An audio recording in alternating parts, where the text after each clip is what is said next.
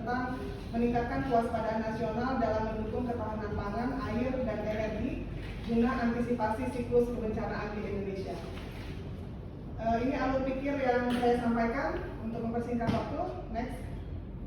Nah, latar belakang saya menulis tentang ini adalah kewaspadaan nasional untuk mendukung ketahanan pangan, air, dan energi ini sangat penting karena mengantisipasi siklus kebencanaan di Indonesia, sebagaimana tadi sudah dipaparkan oleh rekan-rekan sekalian bahwa Indonesia ini adalah negara yang rawan bencana, sehingga perlu antisipasi untuk mendukung ketahanan pangan, air, dan energi. Kemudian kebencanaan ini tentu saja memiliki potensi menyebabkan krisis pangan, air, dan energi sehingga dapat mengganggu ketahanan nasional karena pangan, air, dan energi ini adalah sumber daya yang merupakan potensi dan masalah besar tidak hanya di Indonesia tetapi juga di dunia. Nah, kemudian latar belakang lainnya adalah meningkatkan kewaspadaan nasional dengan serangkaian tindakan yang diambil sebelum terjadinya bencana dalam rangka mencegah atau mengurangi potensi dampak bencana pada masyarakat dan lingkungan. Next.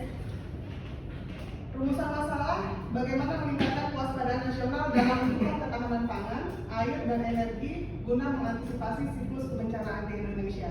Next. Nah, ada beberapa pertanyaan kajian.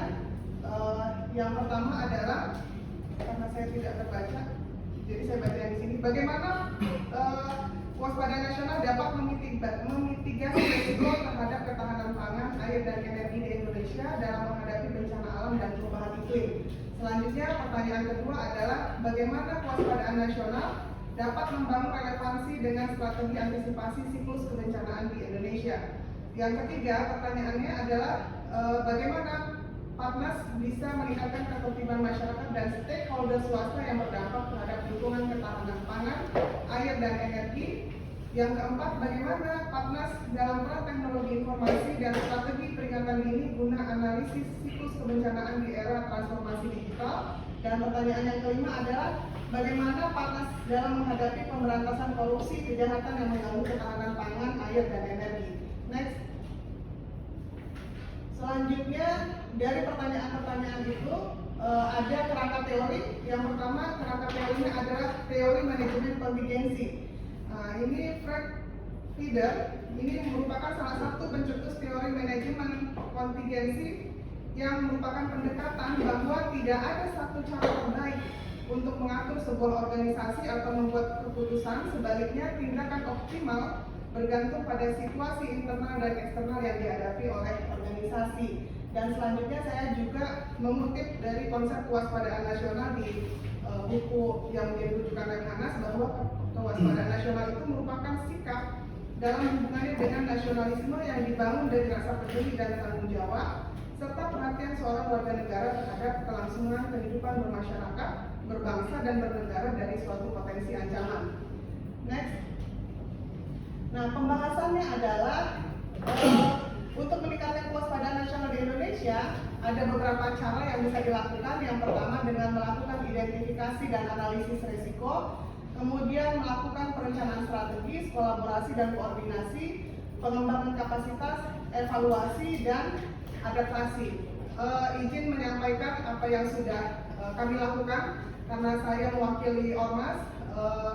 Ketika tsunami Aceh di akhir tahun 2004, saya dikirim sebagai relawan di Aceh selama 4 bulan, dari bulan Januari sampai bulan April 2005, dan itu saya mengalami langsung bagaimana dampak dari tsunami atau kebencanaan itu mempengaruhi pangan, energi, air, itu semua hancur atau musnah gitu. Sehingga tugas kami waktu itu adalah bagaimana meningkatkan proses recovery-nya, baik itu dari sisi karena saya waktu itu diutus dari Kemensos, dulu namanya Departemen Sosial, bekerja sama dengan UNICEF. Maka kami misalnya pangannya itu dikhususkan kepada anak-anak, kemudian pendidikannya itu adalah pendidikan diantaranya bagaimana ketika menghadapi bencana, karena saat itu masih ada tsunami susulan.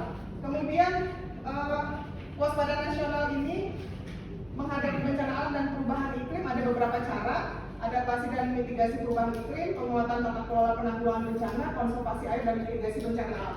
Ada hikmah dari terjadinya tsunami, diantaranya pemerintah saat itu membentuk namanya BAKOR, Badan Koordinasi Nasional Penanggulangan Bencana. Kemudian ada juga setelah tsunami itu ada Undang-Undang tentang Penanggulangan Bencana tahun 2007. Dan tahun 2008 berdasarkan amanat undang-undang tersebut pemerintah membentuk yang namanya sekarang BNPB. Jadi tata kelola dan penanggulangan bencana yang dilakukan oleh pemerintah sangat baik.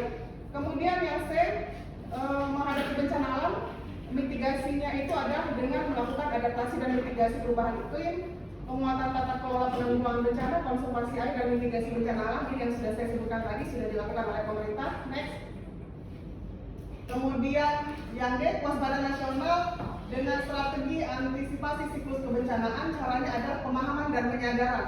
Pemahaman dan penyadaran ini tidak bisa dilakukan oleh pemerintah sendirian, tetapi juga bisa melibatkan masyarakat, misalnya melalui ormas, karena ormas punya jaringan masyarakat di seluruh Indonesia, dan biasanya ormas itu bisa lebih cepat memberikan pemahaman kepada masyarakat tentang bagaimana mitigasi menghadapi bencana.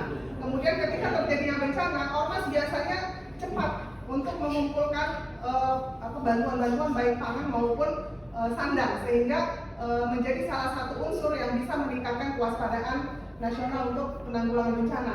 Kemudian next, langsung kesimpulan aja karena sudah diingatkan timernya. Jadi kesimpulannya adalah meningkatkan kewaspadaan nasional untuk mendukung ketahanan pangan, air dan energi. Ini bisa dilakukan dengan mitigasi resiko kebencanaan, meningkatkan ketertiban masyarakat, mengintegrasikan teknologi digital ke dalam manajemen penanggulangan bencana, serta melakukan pencegahan korupsi. Ini penting karena contoh misalnya di pangan ya, beberapa waktu terakhir kita lihat misalnya menteri pertaniannya dicopot KPK karena korupsi dan beberapa di instansi lainnya. Jadi ini perlu perhatian serius gitu. Kemudian antisipasi siklus kebencanaan di Indonesia akibat perubahan iklim dan tantangan pembangunan dapat dilakukan dengan pendekatan yang terintegrasi dan komprehensif. Jadi perlu kerjasama semua sektor, baik itu pemerintah maupun TNI Polri, karena saya lihat TNI Polri punya sumber daya, punya fasilitas yang bisa menjangkau seluruh Indonesia, dan masyarakat juga perlu dilibatkan. Dalam hal ini melibatkan ormas. Terima kasih. Kalau ada yang kurang puas dengan penjelasan saya, dengan diskusi. Assalamualaikum warahmatullahi wabarakatuh.